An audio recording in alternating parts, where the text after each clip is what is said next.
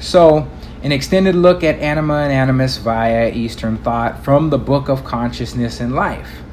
The Hu Ming Ching Book of Consciousness and Life appears in The Secret of the Golden Flower, 1962 edition, which I actually have that book in my backpack too. It's a beautiful book.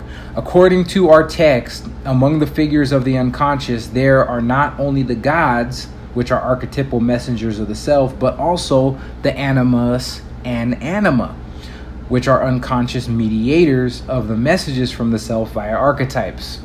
Okay? So we'll talk about those parts and what they mean within the Eastern terminology as pertains to Anima and Animus. So the word Hun is translated by Wilhelm as animus. And indeed, the term animus seems appropriate for Hun, the character for which is made up of the sign for clouds and that for demon. Thus, Hun means cloud demon, a higher breath soul belonging to the Yang principle and therefore is masculine. After death, the Hun rises upwards and becomes Shen, the expanding and self-revealing spirit or God. So going back through that, Hun equals animus, equals clouds, equals demon, equals cloud demon, equals breath soul, equals Yang. Transformed after death, it becomes Shen, which is expansive and self-revealing. And you have the idea of air turning into fire, something lower turning into something higher. I was a poet and didn't know it. Po translated as anima. Anima, called Po and written with the characters for white and demon, this is white ghost, brings the lower earthbound bodily soul, the yin principle, and is therefore feminine. After death, it sinks downward and becomes Kuei, demon, often explained as the one who returns, for example, to earth, a revenant, a ghost. So Po equals anima, equals white, equals demon or white ghost, equals lower bodily soul, earthbound, which is yin, that equals yin. Transformed, it then becomes Kuei, which is demon, equals the one who returns, ghost or revenant. This is earth turning into something that is more permeable, right? And more of a soul quality of the feminine, which is water. So it's earth changing into water, basically. Anima and Animus part after death. The fact that the Animus and Anima part after death and go their ways independently shows that for the Chinese consciousness, they are distinguishable psychic factors. Originally, they were united in the one effective true human nature, but in the house of the creative, they are two. Animus is in the heavenly heart. The Animus is in the heavenly heart. By day, it lives in the eyes, for example, in consciousness. At night, it houses in the liver. It is that which we have received from the great emptiness, that which is identical in form with the primal beginning. Anima as the energy of the heavenly, Anima as the energy of the heavy and the turbid. The anima, on the other hand, is the energy of the heavy and the turbid. It clings to the bodily, fleshly heart. Its effects are sensuous desires and impulses to anger. Whoever is somber and moody on waking is fettered to the anima. Anima, not a transcendental being, but within the range of experience. Many years ago, before Wilhelm acquainted me with this text, and me, who is me, this is Jung writing this down, I used the term anima in a way quite analogous to the Chinese definition of Po, and of course entirely apart from any metaphysical premise. To the psychologist, the anima is not a transcendental being, but something quite within the range of experience. As the Chinese definition makes clear, affective states are immediate experiences of these, okay? Most people are under the power of their autonomous effects. Why then speak of the anima and not simply of moods? The reason is that affects have an autonomous character, and therefore most people are under their power.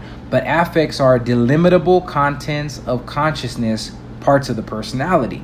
As such, they partake of its character and can easily be personified, a process that still continues today, as I have shown.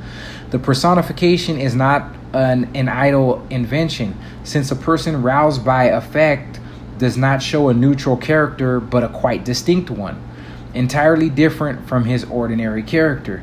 Careful investigation has shown that the affective character of a man has feminine traits. For this psychological fact derives,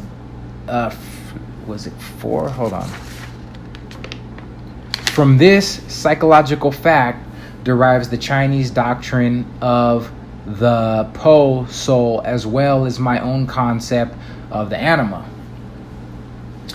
Introspection or ecstatic experience reveals a feminine figure in the unconscious. Deeper introspection or ecstatic experience reveals the existence of a feminine figure in the unconscious. Hence the feminine name anima, psyche, seal. The anima can be defined as the image or archetype or deposit of all the experiences of man with woman. As we know, the poets have often sung the anima's praises. The connection of the anima with ghost in the Chinese concept is of interest to parapsychologists, inasmuch as mediumistic controls are very often of the opposite sex. So like women usually have the ability to make that bridge with the unconscious or the spirit world, if you will, more so than men. You usually find in a lot of stories across cultures that witches were prevalent. You didn't hear so much about the sorcerers that were connected to the spiritual ideas within them, that were connected, I guess you could say, to the principle of the anima, which is that bridge that can be used to gain access into the unconscious levels, you know. So understanding frees us from the domination of the unconscious. By understanding the unconscious, we free ourselves from its domination. This is why the acquisition of a system by which one can chart and interact with, by proxy, the unconscious is indispensable and critical. That is really also the purpose of the instructions in our text, okay? And that part that I just read before this sentence I read, that was my addition, because I'm just saying that you need to have a system by which you can interact with and understand these principles so that you can actually use them in your life. All this talking and all these ideas are worthless if they have no pragmatic value. All right. So the pupil is taught to concentrate on the light of the innermost region, and at the same time to free himself from all outer and inner entanglements. His vital impulses are guided towards a consciousness void of content, which nevertheless permits all contents to exist. Okay, so we will continue to the next page. To understand and explain this detachment, we must proceed by a roundabout way. It is an effect that cannot be simulated. Nothing more would be childish than to make such a psychic state an object of aesthetic experiment. I know this effect very well from my practice. It is the therapeutic effect par excellence, for which I labor with my students and patients, and it consists in the dissolution of participation mystique. Participation mystique as the hallmark of the primitive mentality. By a stroke of genius, Levi Bruhl singled out what he called participation mystique as being the hallmark of the primitive mentality. What he meant by it is simply the indefinitely large remnant of non-differentiation between subject and object, which is still so great among primitives that it cannot fail to strike our European consciousness very forcibly. No consciousness or the difference between subject and object. Where there is no consciousness of the difference between subject and object, an unconscious identity prevails. The unconscious is then projected into the object, and the object is introjected into the subject, becoming part of his psychology. Then plants and animals behave like human beings. Human beings are at the same time animals, and everything is alive with ghosts and gods. And I'm gonna throw something out here, and that's the fact that you see this type of state of mind in children with their wishful fantasies and the different things that they talk about, their invisible friends, the way that they see things. But if you understand things from a symbolic perspective, you can listen to children and some of the things that they say and really see the symbolic and spiritual motifs underlying the comments that they have to say. And the thing is because that's because children are more hardwired on the right side of the brain, if you will, right? They're more in touch with the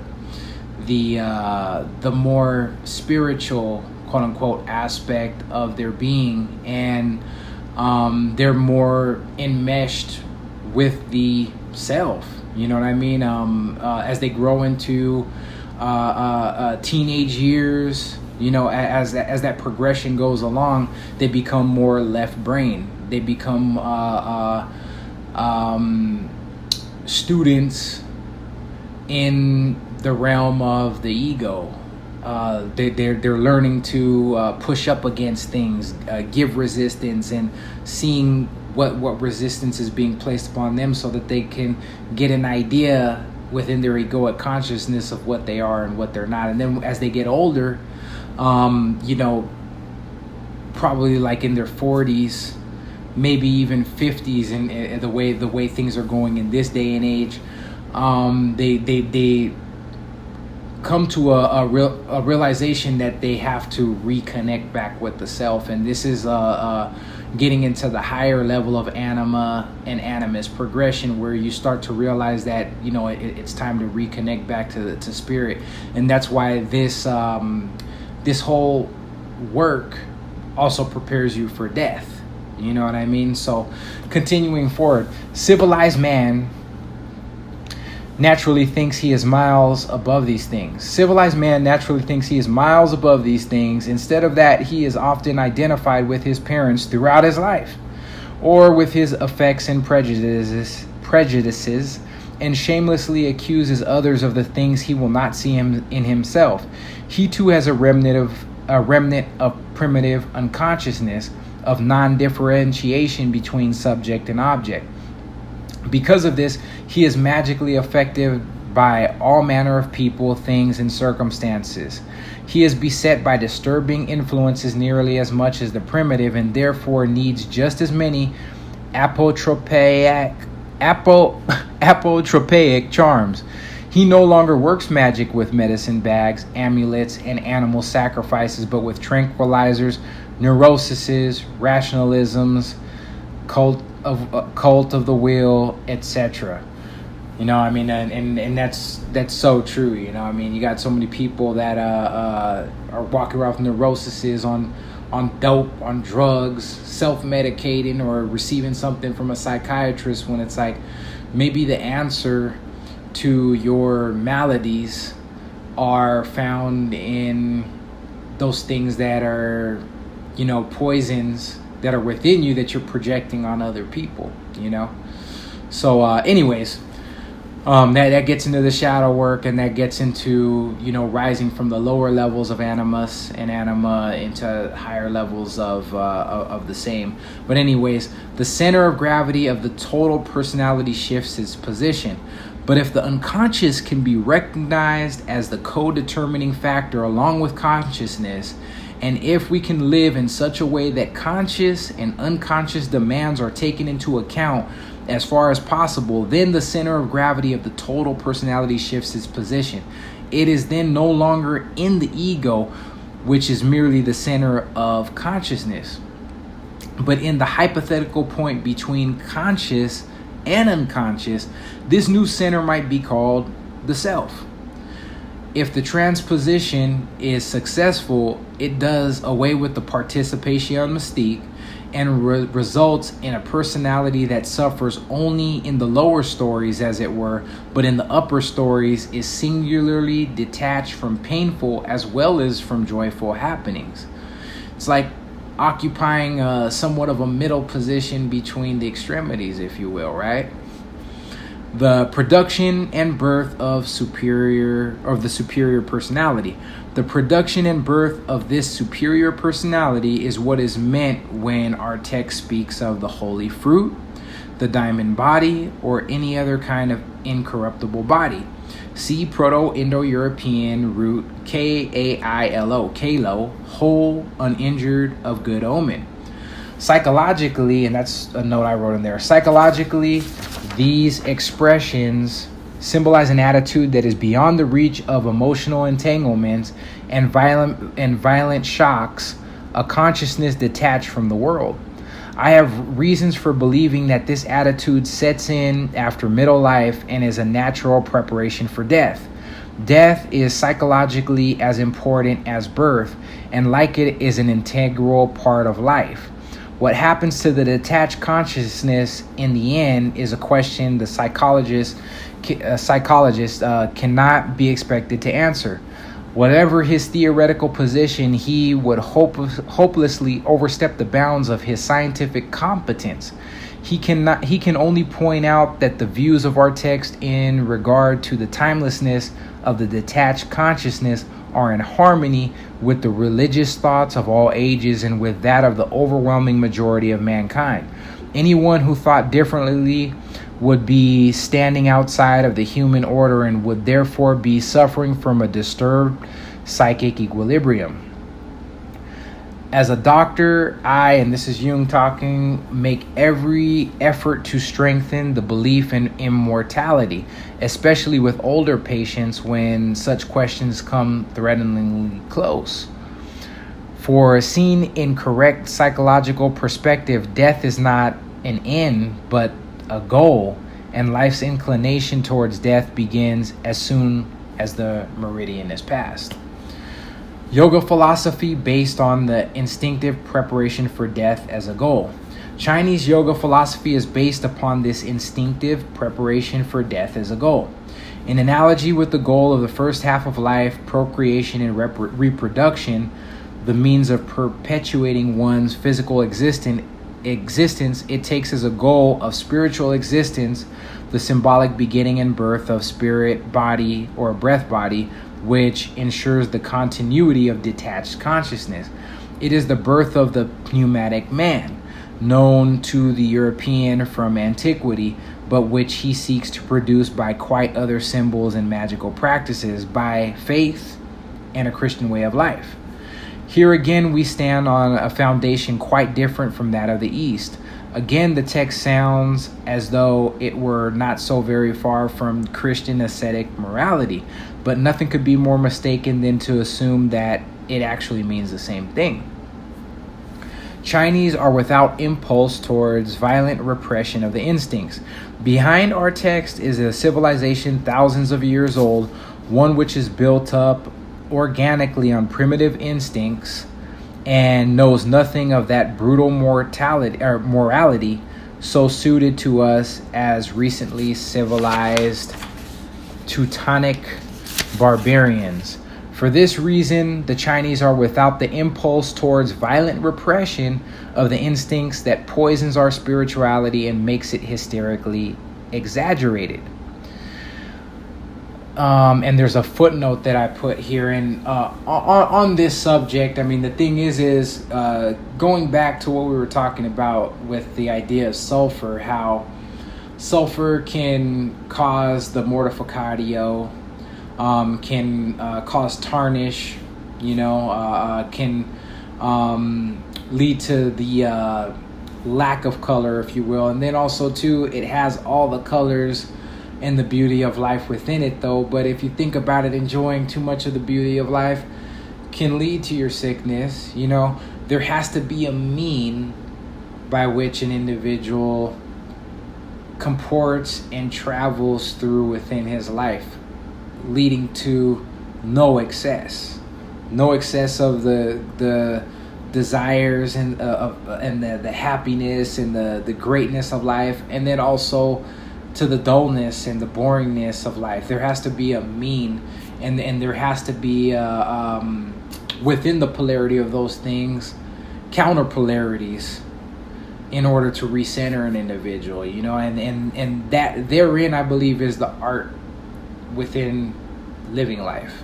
So the footnote that I wrote here, for example, the superegoic tyranny within the conscience created by the patriarchy, which is enforced through our persona via what comprises the personal unconscious and results in the shadow via the personal or in the personal conscious. Okay, and that's the thing. The Chinese, from what Jung is saying here, they don't repress these desires so in such an exaggerated way that we do here in the West, as far as making so many different things taboo, as far as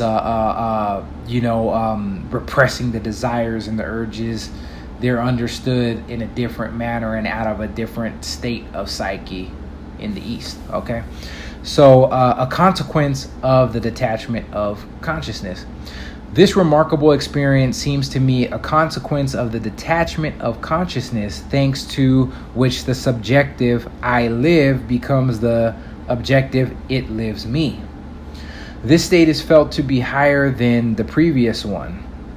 It is really like a sort of release from the compulsion, that word again, and impossible responsibility that are the inevitable results of participation mystique.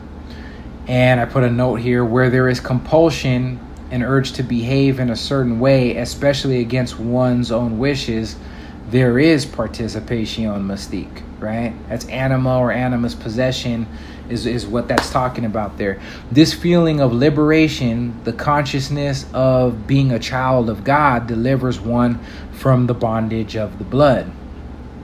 It is also a feeling of reconciliation with all that happens, for which reason, according to the Hu Ming Ching, the gaze of one who has attained fulfillment turns back to the beauty of nature. And the thing is, blood is a symbol or is a reality, if you will, though. But blood links back to the symbol of fire, and blood also links back to the symbol of coagulatio.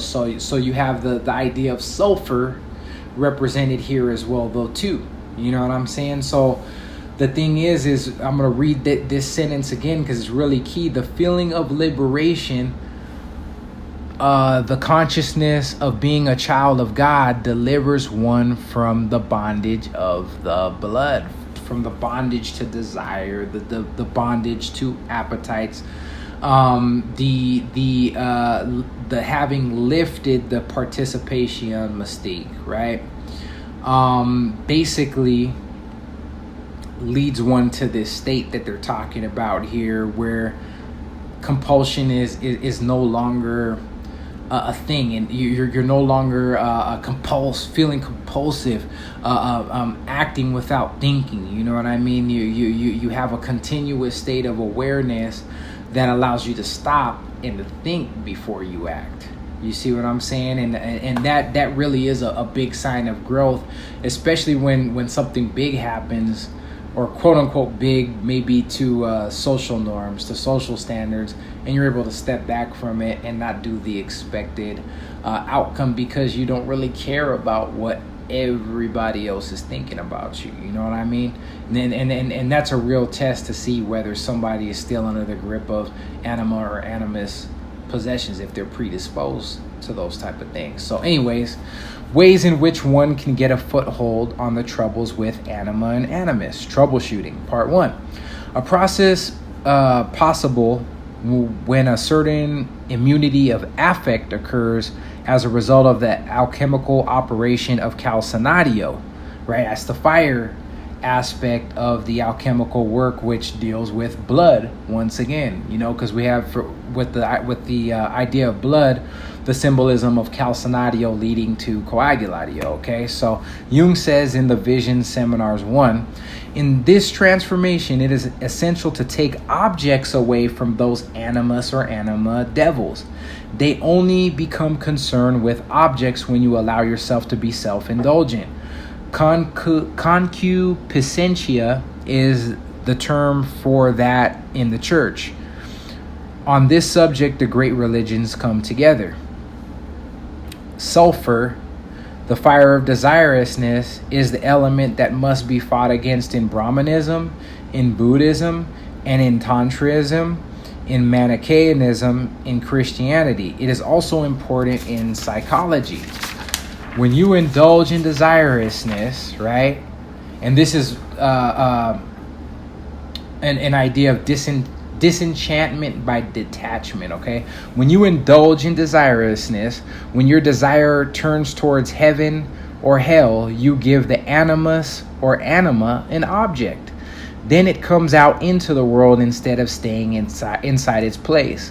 But if you can say, yes, I desire it, and I shall try to get it, but I do not have to have it. If I decide to renounce, I can renounce it. Then there is no chance for the animus or anima. Otherwise, you are governed by your desires. You are possessed. If you cannot truly say that, hey, it's not going to control me. I don't need it. Whether I have it or not, it doesn't really matter unless you can really embody those words, or rather, on the contrary, if you can practice disenchantment of anima and animus affects, i.e. animus possession or ego inflation, through disenchantment by detachment. Transformation by starvation is the next one that I've personally termed it that way because it's kind of cool to understand it that way. But if you have your animus or anima in if you put your anima or animus into a bottle, you are free from possession, even though you may be having a bad time inside. Because when your devil has a bad time, you have a bad time. Of course, he will rumble around in your entrails, but after a while, you will see that it was right to bottle him up. You will slowly become quiet and change. Then you will discern that there is a stone growing in the bottle, insofar as self-control or non-indulgence has become a habit. It is a stone when the attitude becomes a fait accompli. The stone will be a diamond. So a fait accompli is a feat of accomplishment. Okay, so that is that there. So what I'm going to do is take a quick break, and this video is going to be split at this point because we still have quite a few pages to go through, and we will get into a continued part 2 of some ideas about the way to freedom from the lower bonds of the anima, and by inference, of course, the animus. And this will be part 2 of what we were just reading, and I will see you on the next video, which I'm actually going to put together now and work on tomorrow, because it's very important that this information here gets out, and the fact that we're layering it and that we're continuing to go over it again and again and again from different aspects and from different standpoints that are all related, and the fact that we're also affording ourselves to the gift of giving ourselves a tool in the system of the court cards by which we can create mock scenarios and systematize an understanding of anima and animus, as far as understanding that how it relates to ourselves and how it relates to others within the inner world or the outer world, respectively. It's one of these things that will really open some doors for you as far as pragmatism is concerned. And I'm all about pragmatism. When it I ended up taking a Clifton Strength Finders test a while back, and in pertaining to what I'm talking about right here, right now, I'm an analytic type. I'm also a relator type, and that's those are two types that I'm gonna talk about right now, because the thing is I'm the type that I really like to see how things are worthwhile and pragmatic, and I like to look at things from an analytic perspective. I like to put different forms of information together in a way that it is coherent, and in a way that I can see more in other things by use of previous knowledge that's been acquired. So what I'm doing is doing that here in this lecture series and all the other lecture series. That's why I call this this whole channel from another angle, thinking of angles, because we do tend to kind of go around. We do kind of tend to go around in a circle so that we can get a complete look at something, and this is almost a 2-hour video right here. I might have to put this video out in 4 parts, just so that the message can be put out there in a replete fashion. And I think I'm gonna follow my own advice on this one though. But for now, what I'm gonna do is stop this video recording and go and get a refreshment or two, so that I can continue in this endeavor. But if you've been blessed, if you've learned something from this video, please give a like, please give a subscribe, please share it, so that others can be enriched by it as well too. And I will see you in the next installment of this video, which is coming up here quite shortly on my end of things, and will be released alongside of this quarter installation, or maybe a third or maybe half installation here at this present moment. Thank you once again.